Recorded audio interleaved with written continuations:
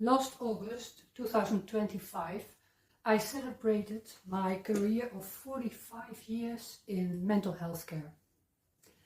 And the way I celebrated it is by quitting it, because I was not so happy anymore in doing the work. And during the last years, I became more and more aware, especially with younger clients, what's wrong in therapy, in mental health care.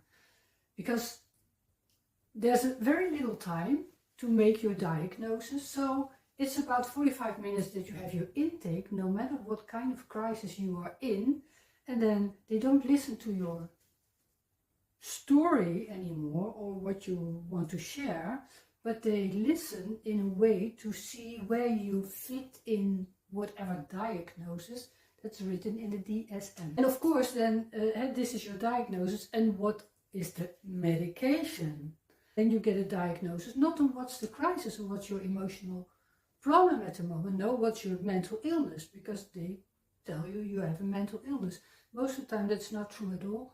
They don't exist. They are made up more and more and more. You get a diagnosis and then you get poison. And when you're on antidepressants for a while, it gets worse and worse and worse. And then you try to, with taper, to quit. And then it gets even worse. And then you think, yeah, that's my illness. No, it's not your illness. It's the result of the poisoning. So I started 45 years ago in a mental hospital, psychiatric hospital, and the last 21 years I had my own practice. So I quit my practice, and in this way I liberated myself. I gave myself the freedom, the room to really share what's wrong. So that's what I'm going to share in Neddy's notes. And because I think life can be so much easier if we quit thinking this way. Because it's not a coincidence, we are fooled. So this is Nettie's notes, because most of the time I work with notes. And my favorite person in the world calls me Nettie. So I thought Nettie's notes might be the right way to do this. And also to remind you, so we are fooled, and that's not an accident. I think it's on purpose, and who is doing it and why, it's not in this video, but the result, I want to talk about it. And what's wrong with therapy, although I've been doing it most of my life, I had a career all my adult life in doing therapy, learning. I've been learning so many therapies, and of course I've been experiencing those as well. But what is the big problem with therapy is that always you have to go back, even into hypnosis, which is, to my opinion, the best kind of therapy if it's done in a very short, fast, clear way, and preferably in this life, or looking back in this lifetime. But I think in general, when you go back, what most therapies do, maybe all, is we start in a problem we have now, today, and then we go back into the past to search for the cause of the problem, or the person who did it. And I think it's a waste of time, because every time you go back to the past, you cannot change the past. And also memories. What's a true memory? How do we do it? Do we know it? Are we sure? Because if you hear a story 10 times, it can create a memory. Even in fantasy, even in a dream. I've had dreams. I feel them, and if I think about them, it's like a memory.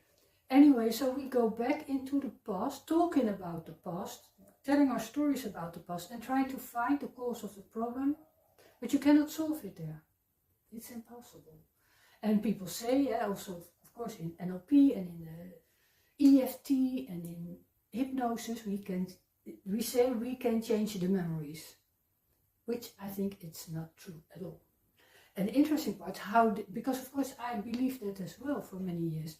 But then I saw the people who were saying this, and especially the therapists themselves and the trainers themselves, I didn't see them change their own behavior that much.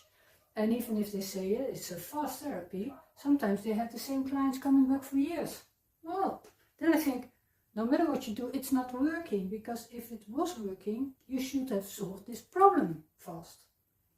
You as the therapist, which is impossible, or the person himself or herself. So in the end, little more than 2 years ago, I quit, and all I could do was leave. So I went into nature for 2 years.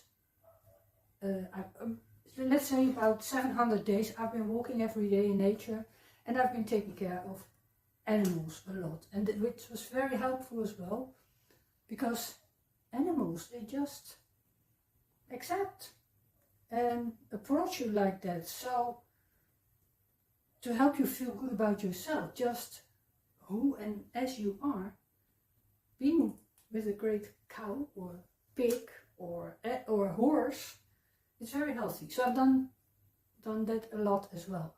And I've been walking in silence in nature, and just to clean up my own mind. And it was a big relief, and I didn't know why I did it. By then I didn't know how I did it, but now I'm back since 3 months, and I start to understand what has changed in me, because I knew something has to change. And of course there's a lot of changing in the world as well. So anyway, I think therapy is something totally wrong, and that's going to the past all the time. And why do we do that? And what is the result? Is that now we live in a world, a lot is fake. We don't know that with all these AI voices and kind of beings and videos, and photoshopping, it's harder and harder to see what's true and what's not. And if you are not there at the same time, you cannot feel it, you don't know it. And of course we're all on the internet, and people have different opinions, and they lie. Many people lie very easy. And I think the more materialistic you are and focused on money, it's easier to lie, because you don't give a shit if people suffer or die. Anyway, so I want to note that as well. There's a lot of lies in the world. And we all know it, and it's hard not to lie. But it's better not to lie for yourself. But you can see social media, Instagram, it's full of lying. Facebook, people express themselves and show themselves as better than they are. And that's weird as well. And that's the problem. Well, it doesn't work so well. Anyway, we know lies doesn't want to be seen.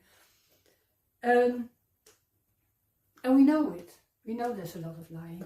So what I found and believe is the best thing for me at the moment, and I think for all of us maybe, not to want to change all the time compared to the liars, and to be brave enough, have the courage to feel that you're alive.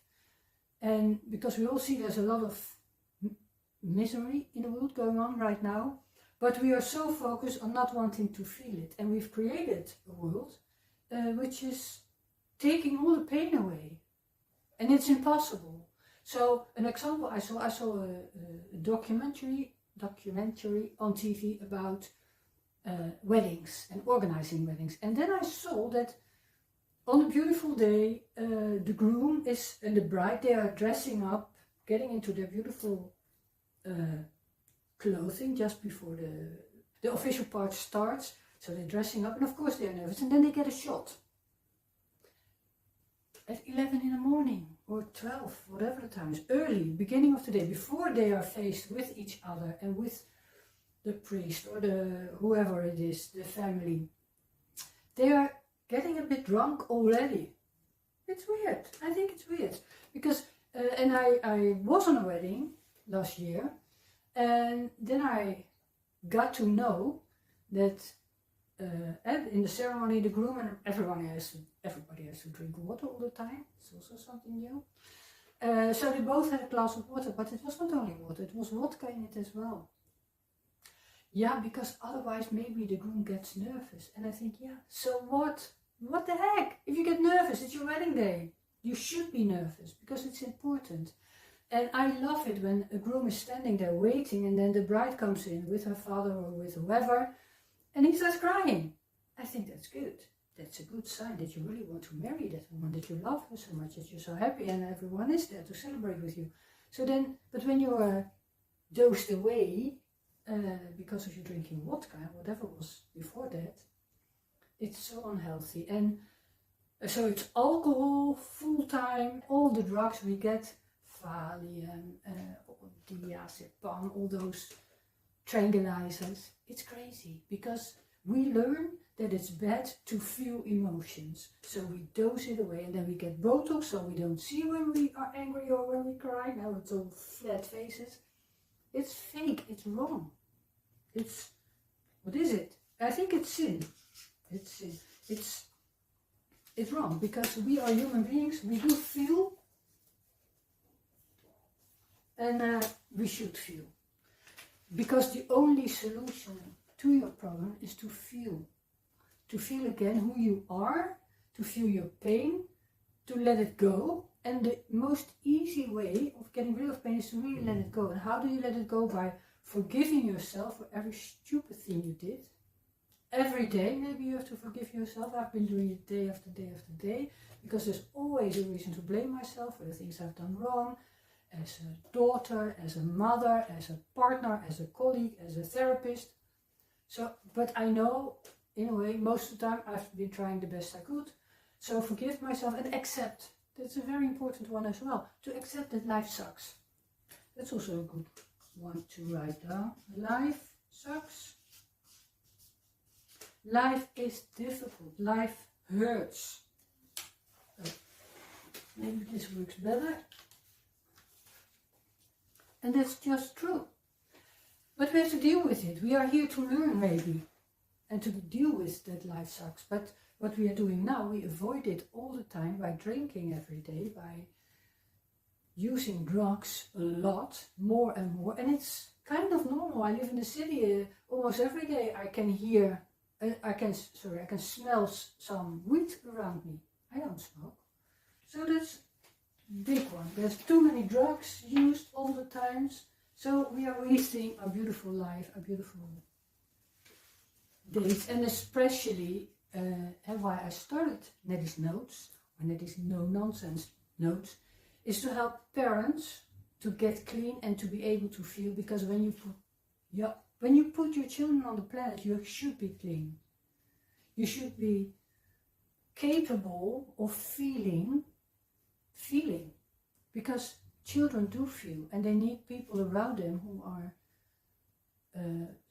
self-assured and also assuring them and say it's okay to be here, it's okay to feel, and not to get angry or afraid when their children are hurt or sad or happy or angry.